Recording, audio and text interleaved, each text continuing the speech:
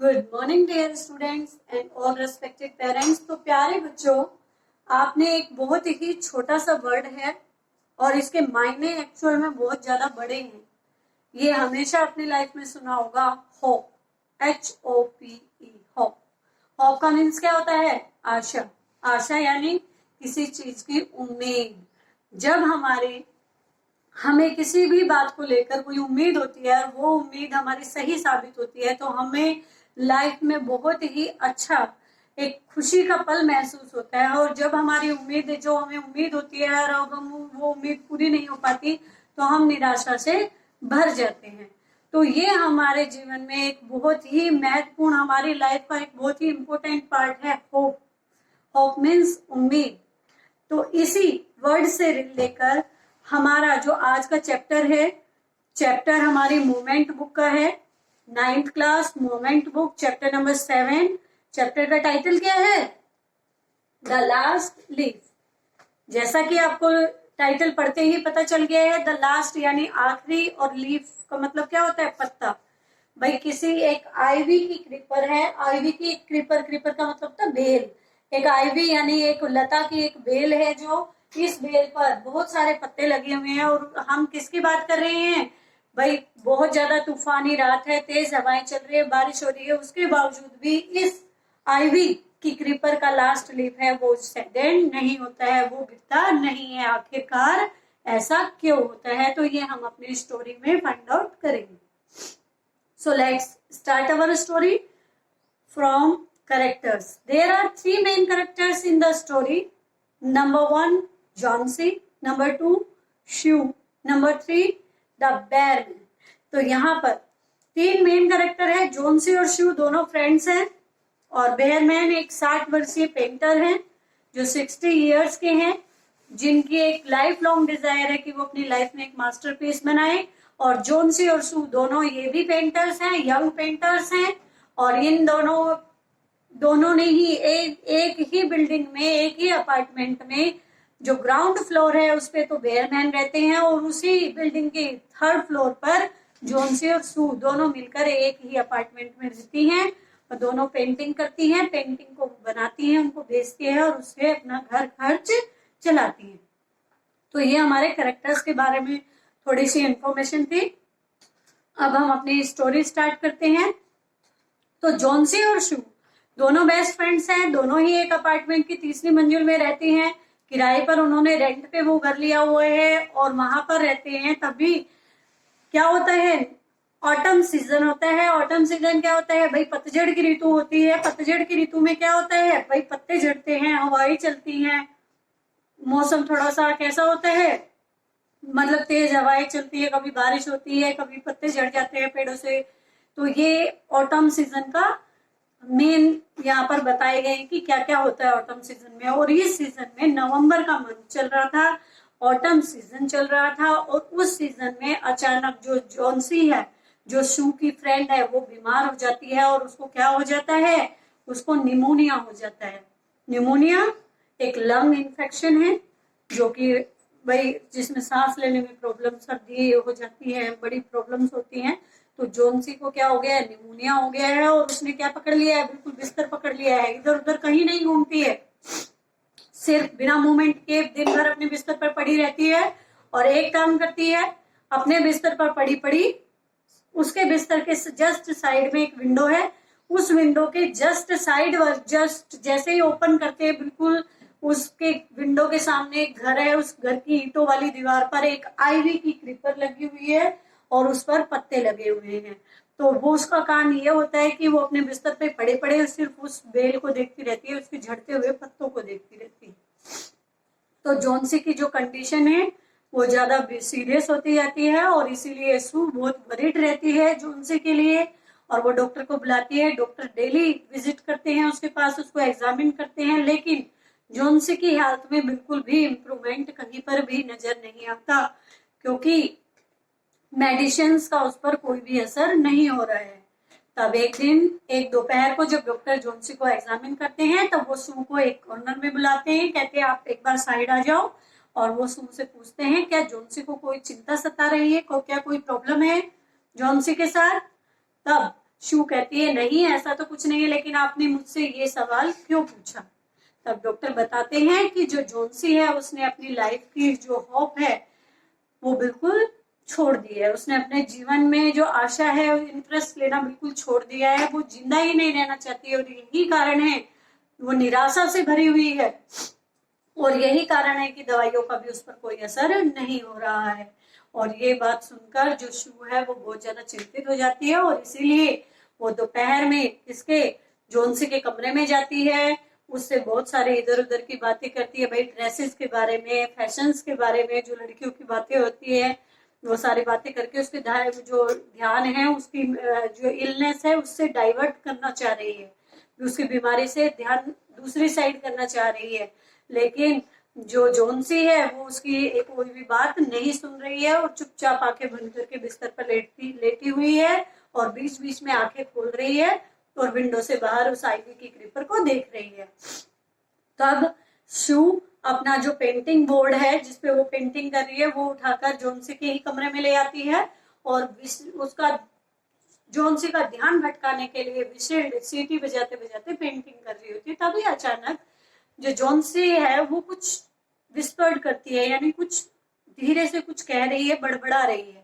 तो सू उसको ध्यान से सुनने के लिए उसके बिस्तर के पास आती है और सुनती है कि आखिरकार जोन्सी कर क्या रही है, क्या कह रही है। तो जोन्सी क्या कर रही थी, जोन्सी रिवर्स काउंटिंग कर रही थी, वो उल्टी गिनती गिन रही थी, 12, 11, 10, 9, इस तरीके से वो उल्टी काउंटिंग कर रही होती है। तो सू पूछती है डियर तुम ये क्या कर रही हो।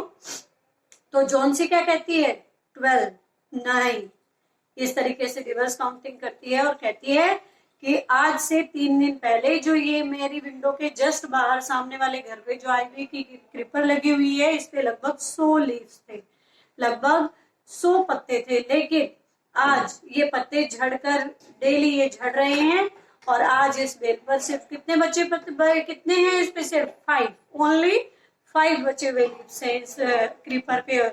तो जो शू है वो जोन्सी को समझाने की कोशिश करती है और क्या कहती है कि बेटा भाई ये ऑटम सीजन चल रहा है और ऑटम सीजन में तो पत्ते झड़ेंगे, तो नॉर्मल बात है, इसमें कोई अचंभे वाली बात तो है नहीं है, इसमें क्या चीज सीरियस है, कोई ध्यान देने लायक बात ही नहीं है। लेकिन जो जोन्सी है वो कहती है कि आज से 3 दिन पहले इस क्रीपर पे 100 पत्ते थे और आज 5 पत्ते बचे हैं, और जिस दिन इस बेल का लास्ट पत्ता गिरेगा उस दिन मैं भी यहाँ मर जाऊंगी, और मैं भी अपना जीवन, मेरा भी जीवन क्या हो जाएगा, बिल्कुल समाप्त हो जाएगा। यानी जोन्सी ने अपनी लाइफ को किससे अटैच कर लिया था, जोन्सी ने अपनी लाइफ को आईवी की क्रीपर के लास्ट लीव जो फॉलिंग लीव्स हैं उनके साथ अटैच कर लिया था, और उसका मानना ये था जिस दिन बेल का आखिरी पत्ता गिरा उस दिन मैं भी, मेरी भी मृत्यु हो जाएगी। और ये सुनकर जो शू है वो चिंतित हो जाती है और उसे समझाती है कि ये तुम क्या बकवास कर रही हो, ये तो नॉर्मल बात है, इस सीजन में ऐसा होता ही है, तुम ये बेवकूफों वाली बातें मत करो। और जाकर गरम सूप का एक बाउल लेकर आती है और जोन्सी को देती है कि ये तुम पियो और थोड़ा सा अच्छा फील करो।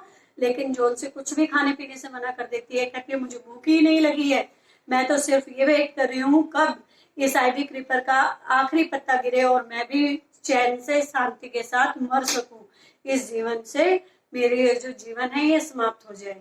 और ये सब बातें सुनकर शू को चिंता सताती है और वो जोन्सी के पास बैठकर उसके हाथों को अपने हाथ में लेती है और प्यार से उसे कहती है कि डियर मैं जो ये पेंटिंग बना रही हूँ उसके लिए मुझे प्रॉपर लाइट की जरूरत है, इसलिए मैं ये कर्टेन बंद नहीं कर सकती, और ये पेंटिंग पूरी होगी इसको बेचकर ही कुछ पैसे घर में आएंगे, फिर मैं तुम्हारी दवाइयां ले पाऊंगी।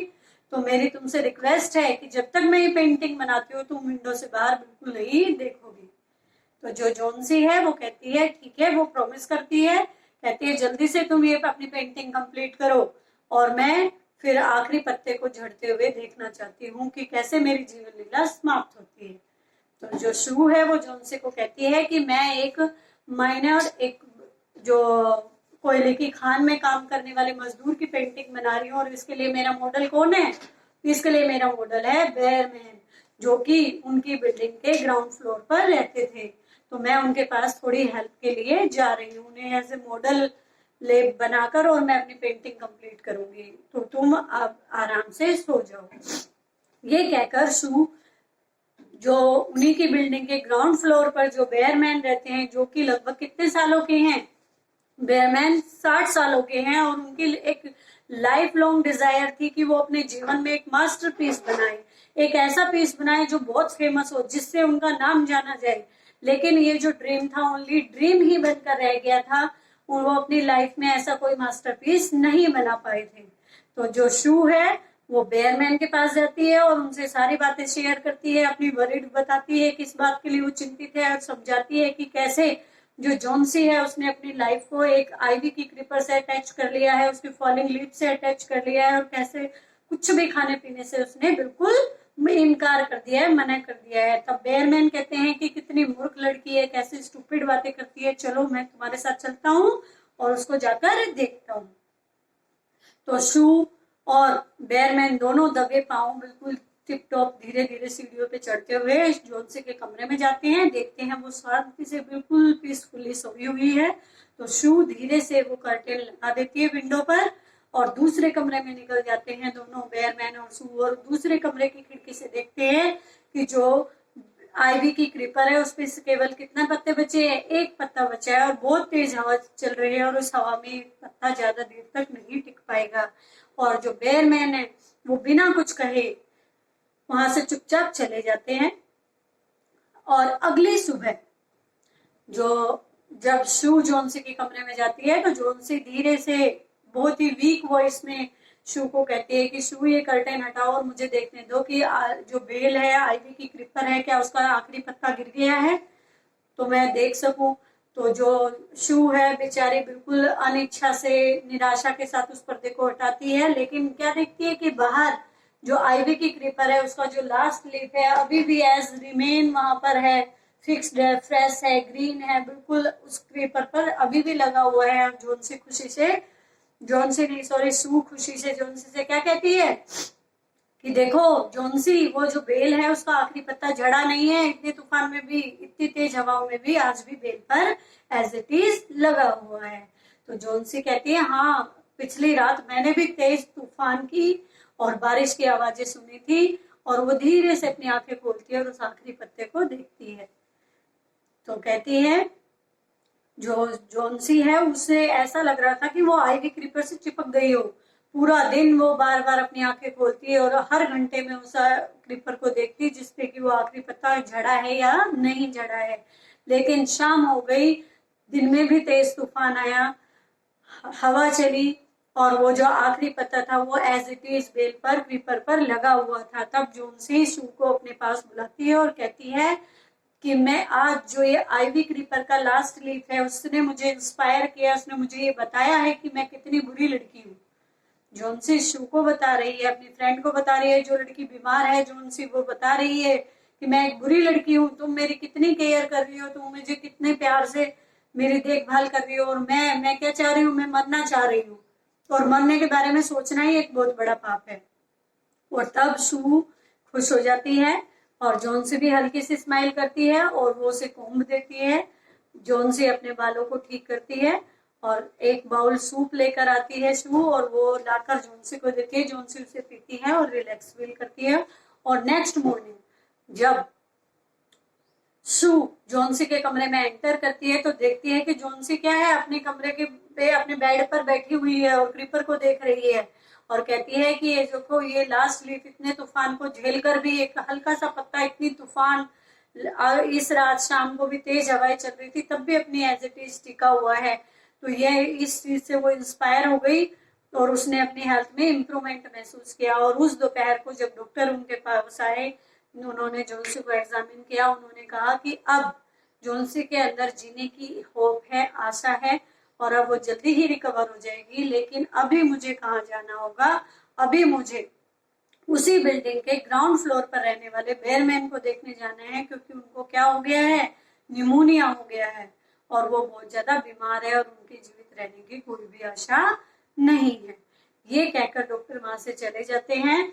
और तब उससे अगली सुबह यानी तीसरे दिन की बात है, फर्स्ट स्टॉर्मी नाइट्स में ये लीफ नहीं गिरा, जॉन्सी ने देखा, होप उसके अंदर इंक्रीज हुई, शाम तक देखती रही स्लीप को, और अगली दोपहर वो अच्छा फील करती है और डॉक्टर एग्जामिन करके जाते हैं, और उससे नेक्स्ट डे मतलब थर्ड डे बेयरमैन जो शू है वो जोन्सी के पास जाती है और उसका प्यार से बैठकर उसको कहती है कि जोन्सी, मुझे तुम्हें कुछ बताना है कि आज से 2 दिन पहले जो वो स्टॉर्मी नाइट थी, जिस दिन तूफान और बारिश आए थे,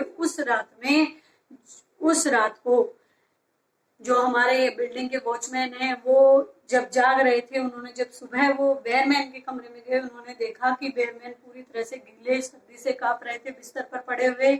उनके जो बिस्तर है उसके पास एक लैडर रखी हुई थी। एक लैडर मतलब क्या होता है, सीढ़ी। एक लालटेन जला हुआ रखा हुआ था उनके टेबल के पास, और कुछ ग्रीन और येलो कलर के जो कलर्स है वो वहां पर फर्श पर बिखरे पड़े थे। और उनको क्या हो गया था, सर्दी के कारण न्यूमोनिया, यानी वो स्ट्रोमी नाइट में बाहर थे, तूफानी रात में बाहर थे। तब वो बताती है, तो शू जोन्सी को एक्सप्लेन करती है, कहती है, डियर देखो, आपने जो बाहर जो आईवी क्रीपर का लास्ट स्लीप है, क्या तुमने महसूस किया कि तेज हवा चलने के बावजूद भी ये मूवमेंट नहीं कर रहा है, फड़फड़ा नहीं रहा है, फ्लैटर नहीं कर रहा है? तो ऐसा क्यों नहीं कर रहा है? क्योंकि ये जो लास्ट लीफ है ये किसने बनाया है? ये बेयरमैन ने बनाया है। ये उनका मास्टरपीस है। तूफानी रात में जब इस आईवी क्रीपर का लास्ट लीफ गिर गया था, तब बेयरमैन ने ये पत्ता यहाँ पर बनाया है, और इसीलिए ये मूवमेंट नहीं कर रहा है, और ये तो बेयरमैन का मास्टरपीस है। उस तूफान में गिले होने की वजह से उनकी डेथ हो गई है।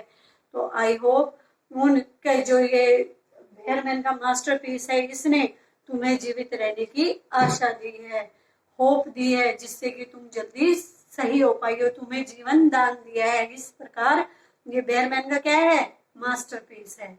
तो कैसे एक छोटी सी पेंटिंग ने एक लड़की के जीवन को दोबारा से पुनर्जीवित किया। तो ये इसीलिए बेयरमैन का ड्रीम था कि वो अपने जीवन में एक मास्टरपीस बनाए। वो जीते जीते ऐसा कर नहीं पाए, वो देख नहीं पाए, लेकिन उन्होंने उनकी मृत्यु के बाद भी उनका जो मास्टरपीस है वो हमेशा उन्हें एक बड़ा और एक महान पेंटर के रूप में दर्शाता है। तो आई होप आप सभी को ये चैप्टर समझ में आ गया होगा कि हमें अपने जीवन में कभी भी आशा को नहीं छोड़ना चाहिए, निराश नहीं होना चाहिए, हमेशा अपनी आशा को जीवित रखना चाहिए, चाहे वो उम्मीद हमारी किसी भी चीज से रिलेटेड है। तो आप सभी इसको घर पर पढ़ेंगे, समझने की कोशिश करेंगे। ओके बेटा, थैंक यू।